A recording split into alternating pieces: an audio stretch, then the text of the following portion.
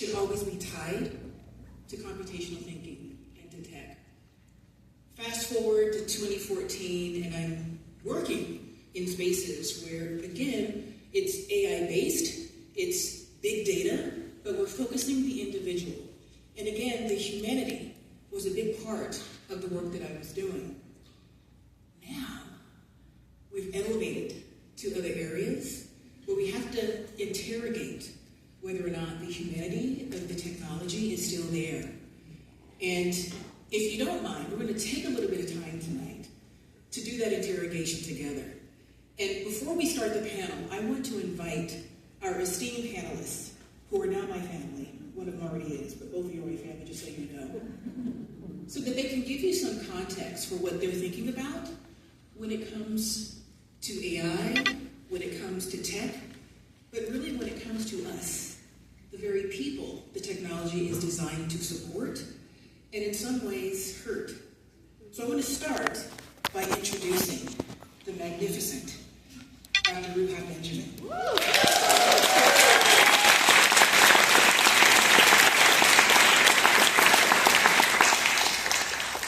And that love is why I've got to keep the intro short. So, Dr. Ruha Benjamin is the Alexander Stewart 1886 Professor of African American Studies at Princeton University, founding director of the Ivy B. Wells Just Data Lab, and award-winning author of Race After Technology, Abolitionist Tools for the New Jim Code 2019, when that was published, Viral Justice, How We Grow the World We Want in 2022, and Imagination, a Manifesto, just in 2024.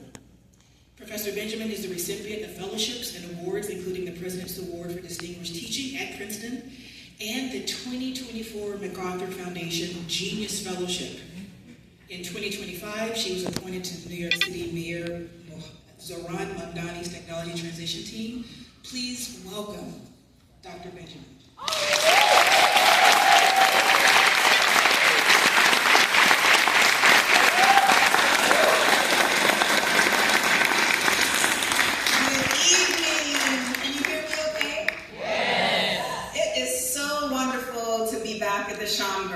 To be with you all this evening, to be part of Harlem Week, and thanks to the staff. Can we shout out the care and love that they have poured into this entire series?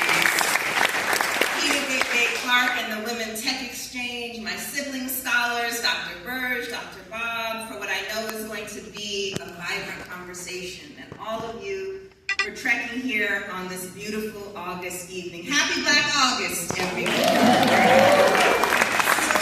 I would like to begin by calling into this space all those whose work is essential to our conversation on power, access, and representation.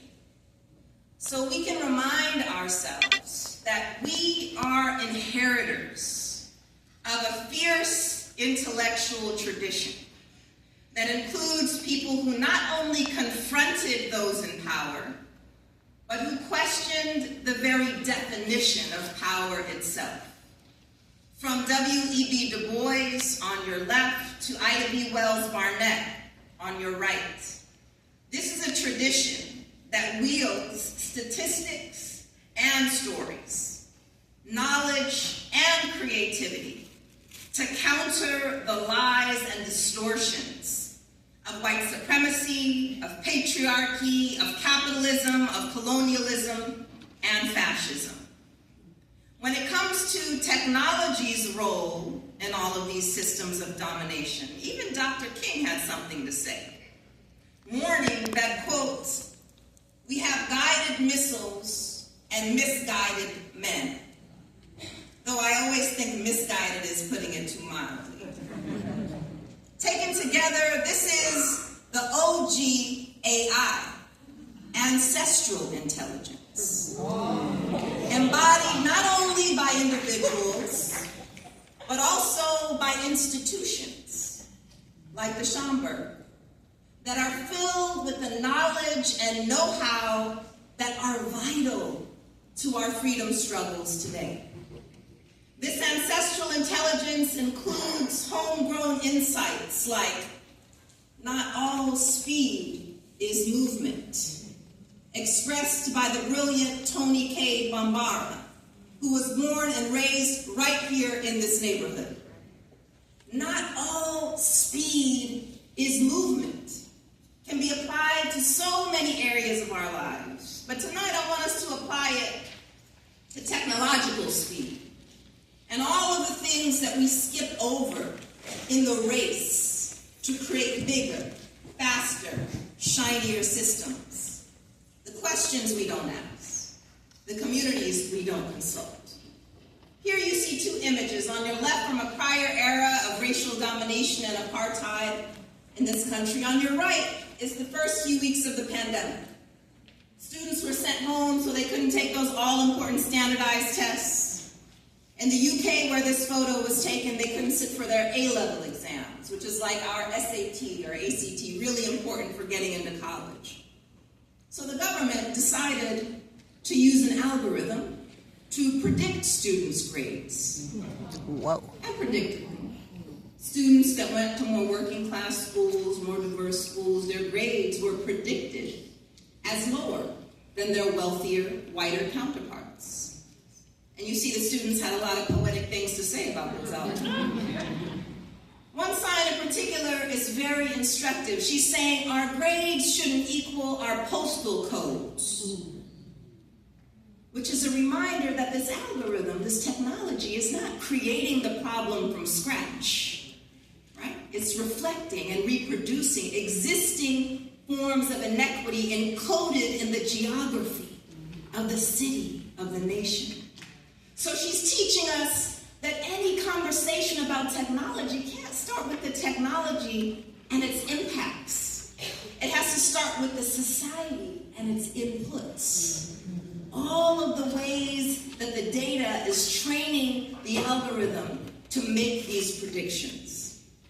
And so we take this lesson and we think about how to apply it to our current era. What are the social inputs today? There are two powerful stories that are the input to our digital world today. On your left is what we would call the techno-dystopian narrative, the idea that the technology is going to slay us. It's going to take all of our jobs. It's going to rob us of our agency. Everything bad is associated with technology. And of course, this is the story that Hollywood loves to sell us, right? The Terminator, the Matrix, the list goes on. On your right is what we would call the techno-utopian narrative, the idea that the technology is going to save us. It's going to make everything more efficient, more fair. If only we would hand over our decisions to these automated systems, we'd be in better hands. And now this is the narrative that Silicon Valley works 24/7 to sell us. These sound like opposing stories. They have different endings, right? One in which we're slaved, one in which we're saved. But they share an underlying logic. The technology is in the driver's seat. It's impacting us for better or worse. But it ignores all the things that shape the technology, the values, the assumptions, the ideologies, the worldviews, the desires that are getting encoded into our digital systems. So what happens when we pull back the screen? What do we see? We see a small sliver of humanity currently imposing their vision on the rest of us. Some call them the oligarchy. Others call them the nerd Reich. I prefer the artificial intelligentsia.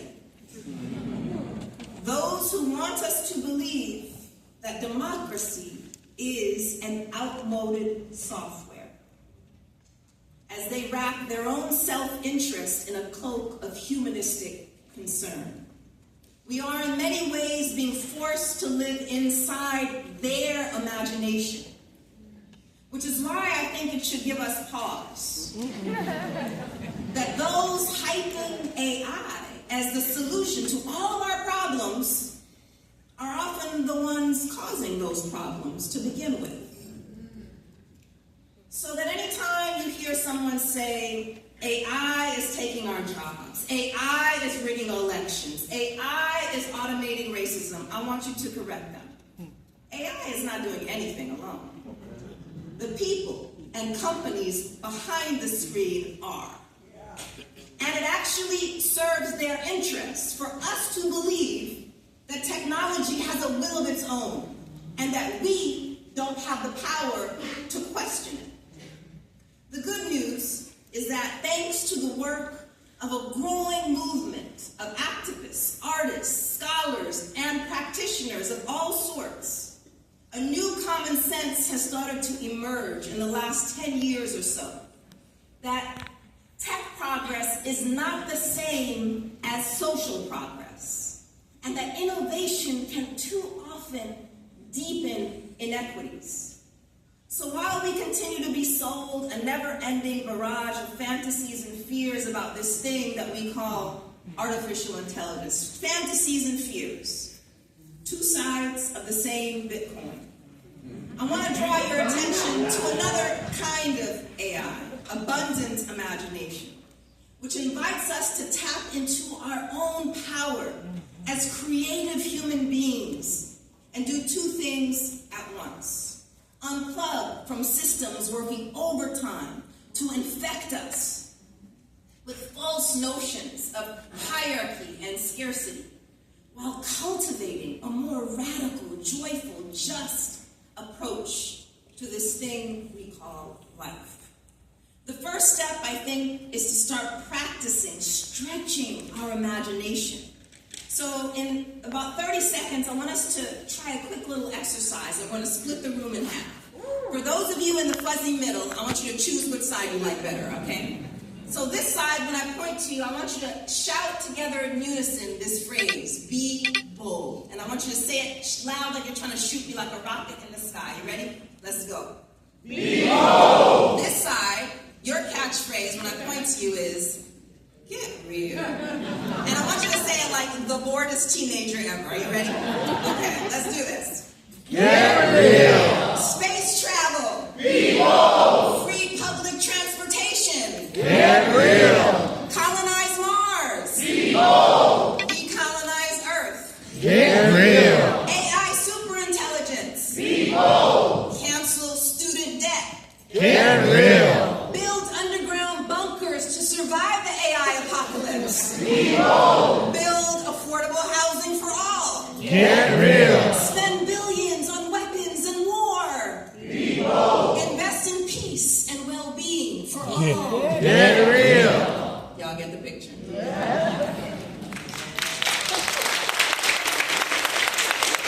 Boldness is rationed while realism is mass-produced. We are in many ways being trapped inside a lopsided imagination of those who continue to monopolize resources and power to benefit the few at the expense of the many. To break free, we have to do two things at once. Cultivate our critical and our creative vision. Not only identifying the harms, but envisioning alternatives. So in the last 2 minutes now, I want to share two projects that I think start to do just this. The first one is called the White Collar Crime Early Warning System. Technologist and artist Sam Levine. So now, instead of using predictive policing techniques to forecast so-called street crime, the system flips the script by creating a heat map that flags city blocks where financial crimes are likely to occur. It not only brings the hidden but no less deadly crimes of capitalism into view, but it includes an app that you can actually download tonight before you leave, and it helps you when you enter high-risk areas to encourage awareness and vigilance. Taking it one step further, it proposes a facial recognition. Who are likely perpetrators. And the training set used to design this algorithm includes the profile photos of 7,000 corporate executives downloaded from LinkedIn. Not surprisingly, the average face of a criminal is white and male. To be sure, creative exercises like this are only comical when we ignore that all of its features are drawn from actually existing proposals and practices in the real world that target racialized individuals in our cities and on our borders. The second project is called the Hope Gap XR. It's a platform designed by visionary Della Wilson. This is civic infrastructure that aims to shape and shift what communities believe is possible. As a concept, the Hope Gap refers to the distance between our belief in something, let's say that reparations are owed Black Americans, and the actions that we actually take to achieve it. It occurs when doubt, fatigue, disbelief cloud possibility, restricting our capacity to think creatively and making us less likely to invest energy, take risks, or persist through challenges, threatening the vitality of progressive movements. As a platform, the Hope Gap XR allows us to experience transformative justice movements that are already in progress in Aotearoa, in New Zealand, in Namibia, Southern Africa, in Evanston, Illinois. In this case, technology is being used to give us a glimpse into a world that we are often told is far-fetched, impossible, get real, where reparations is already underway so that we can imagine materializing transformation in our own backyards. So taken together, I see all of these initiatives as integrating analysis with action, critique with creativity, science with the sacred, where even dance becomes a form of embodied data, evidence that in the words of Lucille Clifton, every day something has tried to kill us and has failed. Y'all recognize this scene, don't you? The late, great Amiri Baraka dancing with Maya Angelou on the ashes of Langston Hughes right here at the Schomburg. In 1965, Baraka wrote a prescient essay called Technology and Ethos. He said, nothing has to look or function the way it does. The new technology must aspire to expand man's consciousness. It must begin by being humanistic. The technology itself must represent human striving. It is only necessary that we arm ourselves with complete self-knowledge, and the whole technology will change to reflect the essence of a freed people. This ancestral intelligence is, for me, an important starting point for any conversation on race, power, and representation. Thank you.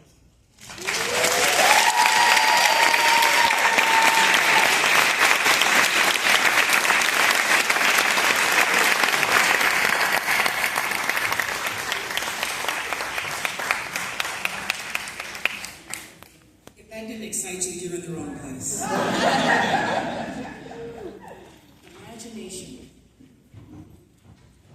I'd now like to introduce Dr. Kamal Bob, who is a brother and a native New Yorker, so you will find that he's a good company.